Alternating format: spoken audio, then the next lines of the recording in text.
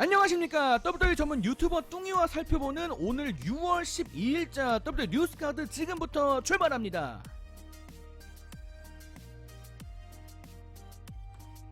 자, 오늘 첫 번째 소식은 폴 헤이먼과 관련된 소식입니다.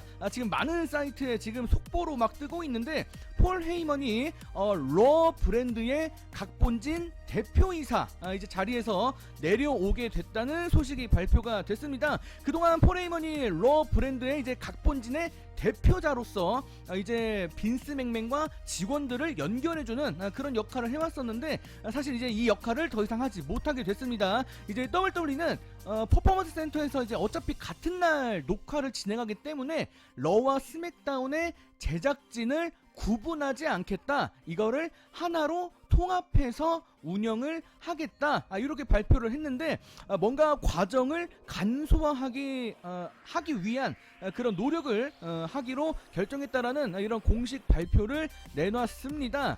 자, 폴 헤이먼은 이제 러 브랜드의 각본진 대표자 자리에서 내려왔고, 이제 이 자리를 브루스 프리차드가 담당하게 됐는데, 이제 브루스 프리차드는 러와 스맥다운의 대표자가 이제 브랜드의 각본진 대표자가 되는 것이기 때문에 브루스 프리차드가 이제 두 개의 브랜드를 모두 운영을 하게 되는 그런 상황이 됐는데, WWE가 발표한 그 내용을 보면은 폴 헤이먼이 비록 각본진 대표자 자리에서 내려왔지만 앞으로 연기자 역할에 집중할 것이다, 이런 내용을 포함시켰습니다. 앞으로 이제 어떻게 될지 모르겠지만 최근에 브록 레스너의 좀 복귀설이 지금 막 여러 언론에서 지금 제기가 되고 있는데, 폴 헤이먼의 연기자 역할이 만약에 돌아가는 것이라면 브록 레스너와 뭔가 다시 TV쇼에서 뭔가 하지 않을까라는 언론의 좀 추측성 그런 내용도 좀 있었는데, 이거는 좀 두고 봐야 될 것 같습니다. 자, 한편 폴 헤이먼이 각본진의 이제 대표 이사직에서 내려왔는데, 관련된 그 후속 보도들이 나오고 있습니다. 레슬링 뉴스에서 보도한 내용을 좀 보니까 좀 좋지 않은 그런 내용들이 있었습니다. 빈스 맥맨이 폴 헤이먼의 그런 전체적인 성과나 운영 방식에 대해서 불만을 갖고 있었다, 좀 화를 냈다, 이런 내용들이 포함되어 있었습니다. 아무래도 좀 내부자들이 이런 내용들을 지금 여러 매체를 통해서 지금 알려주고 있는데, 여러분들 잘 생각해보시면은 아시겠지만 폴 헤이먼 같은 경우는 좀 어리거나 기회를 좀 가져갔으면 하는, 그동안 기회를 갖지 못한 사람들한테 좀 기회를 주려고 하는 좀 이런 움직임을 많이 보였었는데, 사실 그 전에도 빈스 맥맨을 조금 싫어한다, 빈스 맥맨은 폴 헤이먼과 조금 방식이 안 맞는 거 아니겠느냐, 이런 의혹이 조금 있었는데 결국 이런 사단이 벌어지고 말았습니다. 2020년 지금 코로나 사태가 터졌고 좀 회사 상황이 좋지 않아진 상황에서 폴 헤이먼이 최근에 막 NXT에서 많이 또 끌어다 쓰고 여러가지 막 돌파구를 찾으려고 했었는데, 결국에는 폴 헤이먼의 이런 방식들이 시청률 부진으로 연결되면서 결과적으로 빈스 맥맨은 폴 헤이먼의 방식이 효과적이지 못하고 생각한 것 같습니다. 결국 폴 헤이먼과 이제 각본진 운영을 하는 데 있어서 협력 체계를 이제 더 이상 이어가지 못하게 됐는데, 자, 여기서 상황이 끝나지 않습니다. 레슬보츠가 단독 보도로 한 내용을 또 보면은, 최근 한동안 WWE 그 내부 분위기가 좀 혼란스러웠다, 이런 이야기가 또 있었다고 합니다. 또 다른 어떤 내부자가 알려준 소식이라고 하는데, 쇼가 진행되는 와중에도 대본이 수정되는 경우가 있었다. 한동안 이런 일이 별로 없었었는데 최근에 좀 상황이 어수선하다 보니까 또 이런 일이 있었나 봅니다. 또 지금 녹화 체제를 진행하고 있는데, 다음 주에 벌어질 일을 이미 예고했는데 그거를 취소한 경우도 있었다, 또 이런 얘기들이 있었기 때문에 정말 내부 분위기가 좀 이렇게 좋지 않았다는 거를 확실히 좀 확인을 할 수 있는 그런 내용들이 아닌가 싶습니다. 어쨌거나 내부자들은 지금 폴 헤이먼의 잘못은 아니다, 이렇게 지금 증언을 하고 있다고 하는데, 물론 폴 헤이먼하고 빈스 맥맨이 지금까지 관계가 나쁘지 않았기 때문에 이번 사건 때문에 막 엄청 막 싸우고 막 이렇게 하진 않았겠지만, 어쨌거나 조금 잘 갈 것 같았던 분위기가 좀 좋지 않았기 때문에 좀 염려 염려스러운 부분이 좀 드는 그런 소식이 아닌가 싶습니다.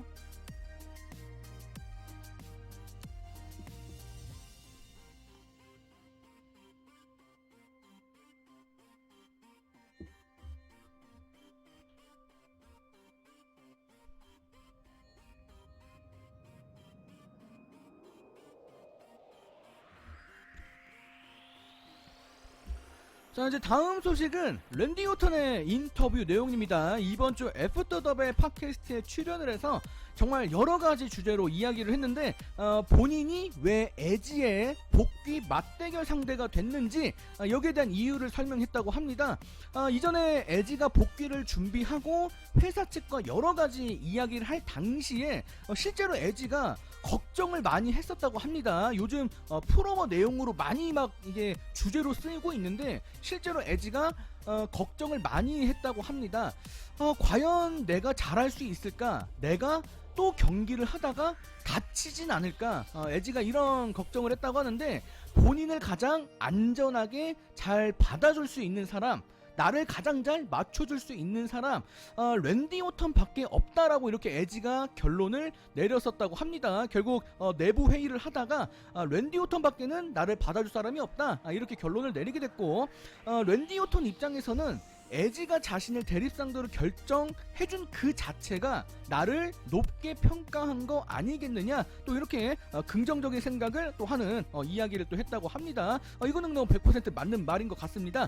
자, 또한 이야기를 이어가는데 우리들이 어떤 대립을 만들까 이런 여러가지 본인들의 생각을 공유하면서 지금까지 당신에게 있었던 정말 9년 동안 당신이 복귀하기 전에 있었던 감정과 상황을 정말 모든 걸 내보이자 솔직하게 내보이자 이렇게 약속을 했다고 하는데 어쨌거나 지금까지 에지와 랜디 오튼의 대립이 펼쳐지면서 팬들이 상당히 환호를 많이 하고 이 대립에 몰입을 잘 하고 있기 때문에 결과적으로 잘 진행되고 있는 그런 성공적인 대립 줄거리가 아닌가 싶은데 아직 끝나진 않았습니다.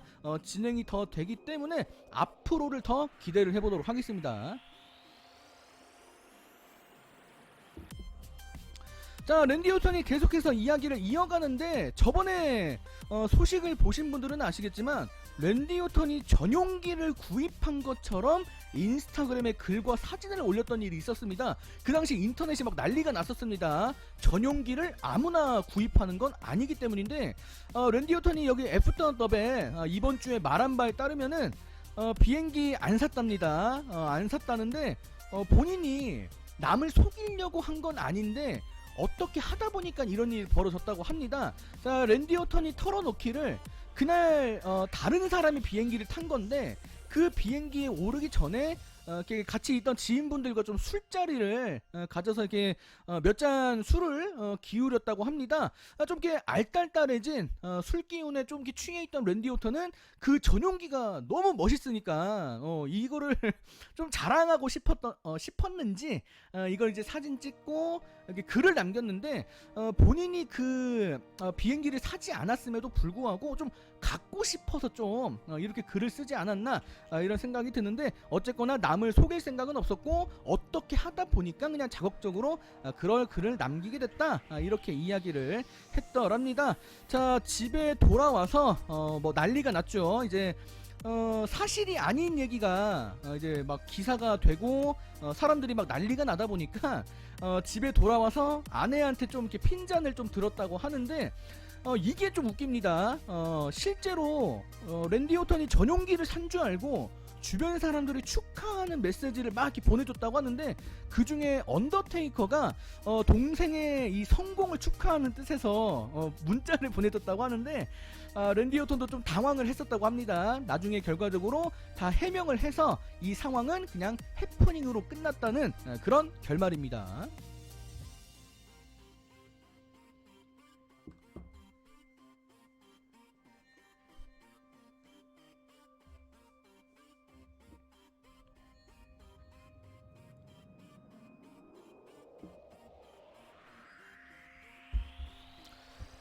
자, 다음 소식은 샬럿 플레이어에 관련된 소식입니다. 최근에 샬럿 플레이어가 논란의 중심에 서 있고 본인을 호소하는 여러 가지 인터뷰를 많이 하고 있는데 또 인터뷰를 했습니다. 스포츠키다와의 인터뷰 내용인데 사람들이 자신을 보고 싶지 않아 하는 것에 대해서 본인의 생각을 또 밝혔습니다.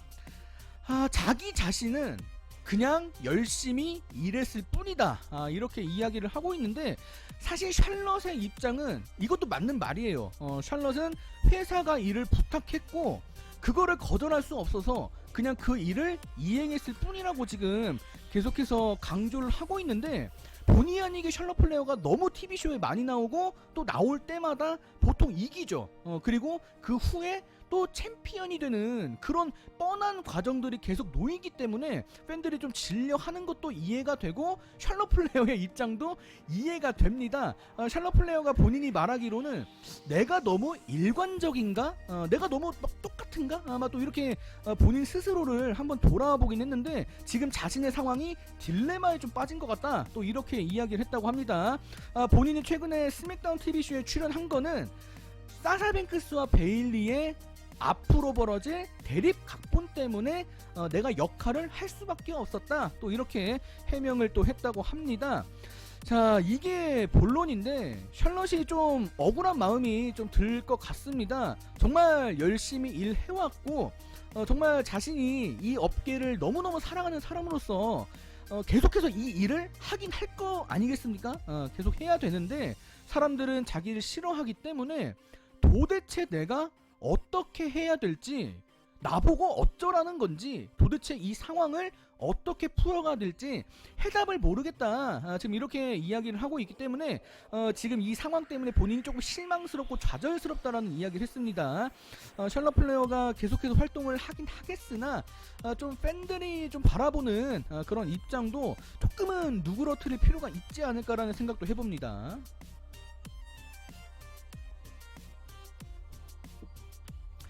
자, 다음 소식은 AJ 스타일스와 CM 펑크 관련된 그 소식인데, 요거는 제가 별다른 설명을 하지 않겠습니다. 사건의 전후 사정, 개요를 제가 잘 써놨기 때문에 여러분 한번 잘 읽어보시길 바라겠습니다.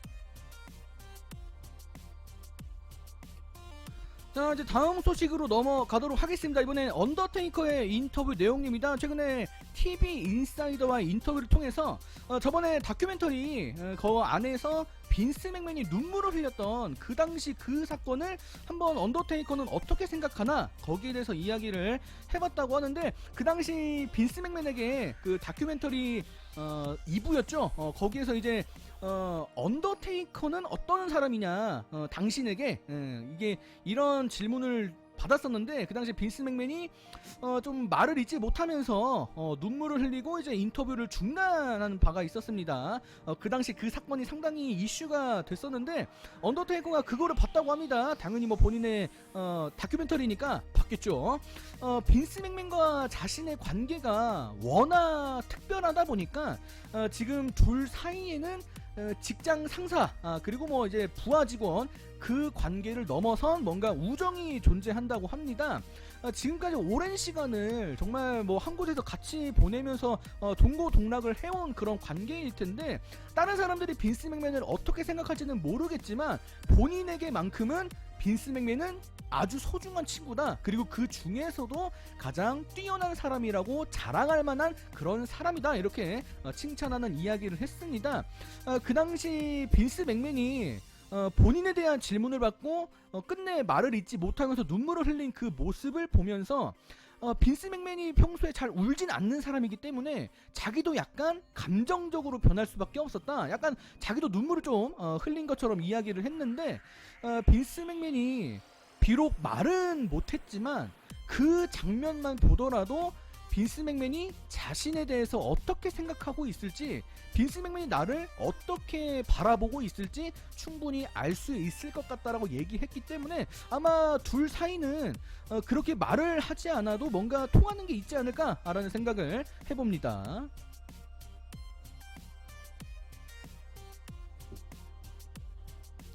자, 다음 소식은 소냐 데빌과 관련된 간단한 소식인데 최근 소냐 데빌이 본인이 배우로 좀 겸업 배우 일을 좀 겸업하고 싶어하는 듯한 말을 많이 하고 있습니다. 배트우먼이라는 드라마 지금 시즌2가 지금 주연 배우를 새롭게 찾고 있는데 여기에 오디션을 봤다는 소식을 알렸습니다. 사실 그 배트우먼 시즌2가 원래 시즌1이 진행됐었는데 원래 주연 배우를 맡은 분이 한 시즌 만에 하차를 했습니다. 시즌2 새로운 배역을 찾고 있는데 지금 아무나 찾고 있는 게 아니라 마침 이 주연을 해야 될 사람이 레즈비언인 사람을 찾고 있다 보니까 지금 캐릭터의 그런 실제적인 그런 설정을 맞추다 보니까 좀 소냐 데빌이 좀 유력한 배역 발탁자가 아닌가 좀 이런 이야기가 많이 나오고 있고 지금 본인도 욕심을 많이 내고 있습니다. 자, 앞으로 성소수자의 대표자로서 많은 일을 하고 싶어하는 소냐 데빌인데 과연 앞으로 어떻게 될지 아직 결과는 나오지 않았다고 하는데 만약에 이 배역을 따내게 된다면은 소냐 데빌의 앞으로 미래에 좋은 일이 벌어지는 것이기 때문에 한번 어떻게 될지 앞으로 계속해서 이 소식을 지켜보도록 하겠습니다.